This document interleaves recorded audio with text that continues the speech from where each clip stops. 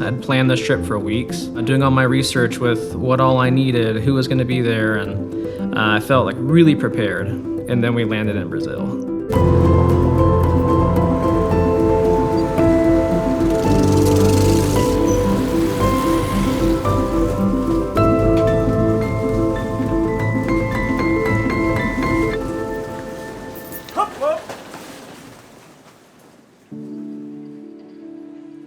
I'm Andrew Propsfeld. I work at Kingsland as the creative director.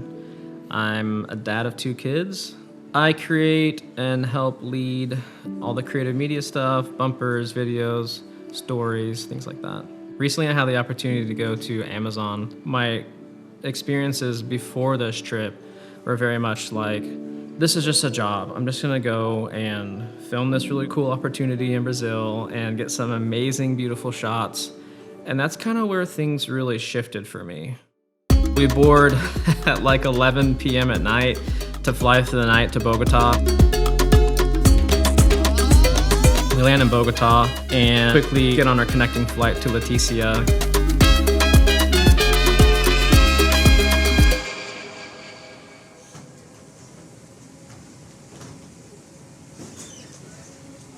We land in Leticia and everyone gets their bag. And I'm like, where's all my equipment? Where's my bag? We're all sitting around and it's not coming. And like the plane leaves. I'm panicking. All I have to do on this trip is to film the stories. The value of all this gear was enough to buy a new car, and it's all under my name. Maybe it'll just come tomorrow. Maybe it just got left behind.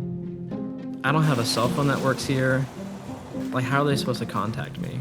This bag, even if it comes, how are we gonna get it? Like, we're about to be 8 hours downriver from this airport. I was feeling like I'm just dead weight on this boat right now. What am I supposed to do with with this trip that I can't even film? It felt like a complete failure. This is not ideal at all.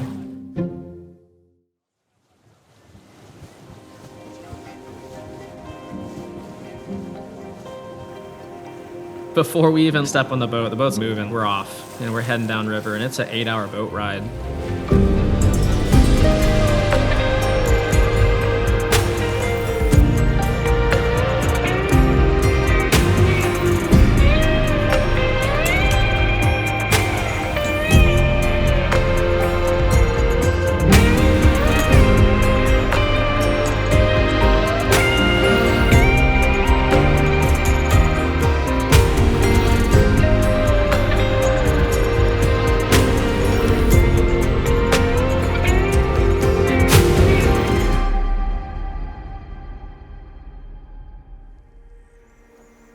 It was about 7 p.m. at night on day 1. We finally get to our destination.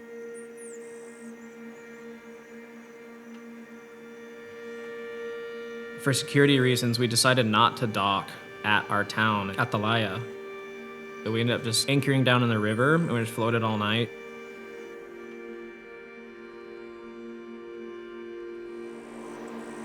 I woke up and was taking pictures of the sunrise, feeling like, all right, today's a new day. Today is an opportunity for me to somehow correct the wrongs of yesterday.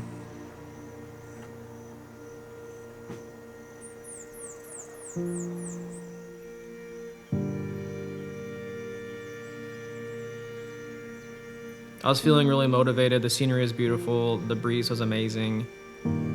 We ate breakfast, and then as we're eating breakfast, we're heading over to Atalaya to dock. The reason we were there is to help this village, who are an indigenous tribe. They actually take a 2-day boat ride all the way to this town to rendezvous with us. And we provided an eyeglass area so they could get reading glasses.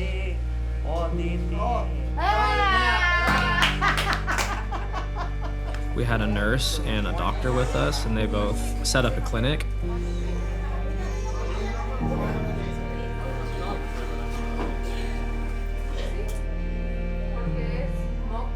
A lot of things we saw were parasites from the dirty water. We saw a lot of infections from the dirty water.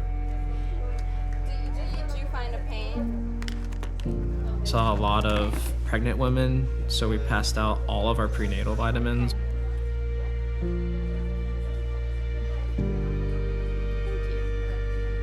We ended up helping 178 people. I was talking with Rick, and Rick was like, dude, I don't know how we're gonna get your gear. And I was like, I don't even know where it is. I don't have a phone, I didn't have any internet, any data. I had no way to find out what was going on. Somehow, I get a message on WhatsApp. It's this lady in Bogota saying, hey, I have your bag, it's with United. We had to take your bag because it had batteries in it. She said, but I can send your bag to Leticia, but I have to keep the batteries. And I was like, well, what's the point of me having my bag if I have no batteries? We had a connection with somebody who lived in Bogota who actually has family in Leticia. This is a long shot. I was like, I'll buy her a plane ticket. We need this gear. Talitha, one of our translators, and we ended up going to this lady's house, actually, using her internet. None of our credit cards are working. I cannot buy the plane ticket. We spent 2 hours trying to get all the passport information over to the airport. The internet is unusable. We're communicating with Sandra in Bogota, who's trying to bring the batteries to us. And Sandra's like, nothing's working. I can't make this happen. We end up leaving the internet cafe after the rain chilled out. We get back to the boat, and I told Rick, I was just like, man, I don't think it's gonna happen. Like, this is all we've got. He's like, well, it's just something we're gonna have to pray about. And I was like, yeah, I'm done.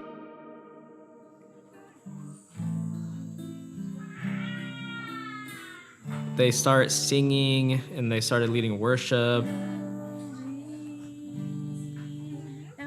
And then Antonella starts telling this story about grace. Sometimes I'm just really hard on myself. What was interesting is this whole time I didn't recognize that the Lord was trying to teach me something in this situation. I felt like broken, and then reminded myself, like, I'm not here for me. It's like the moment that I gave up was a moment that the Lord could step in. If you know my story, which has been divorce and a lot of pain through that whole process, there's a lot of hurt there with God, and still is, that I'm still walking through and processing and trying to figure out. It's interesting how the Lord can use the same words to hit people differently. We head back into town, take the John boat back out to the boat, and I'm just sitting out in the front of the boat, just looking at the stars. I think I was just more available to hear from him. I wake up, I run downstairs, and Talitha, she's like, Sandra's about to board the plane, she's already got the batteries. The airport's saying they have our bag. I'm like, hold on, we're getting our bag and batteries same day? What is happening? And Stan's like, well, you better get going. That's like an 8-hour round trip.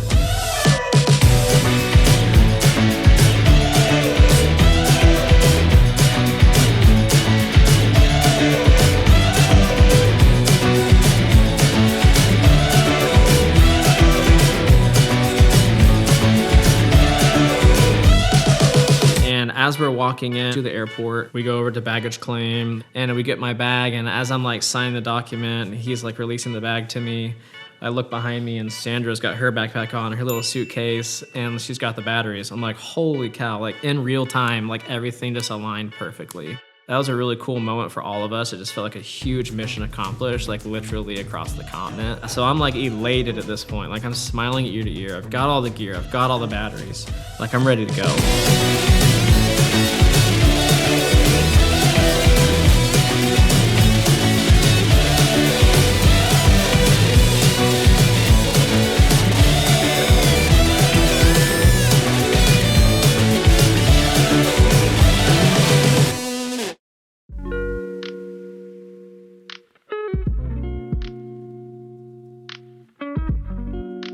We head out to this small village. It was just a really sweet time because it was a lot less busy. We had a whole lot more time to interact with the people.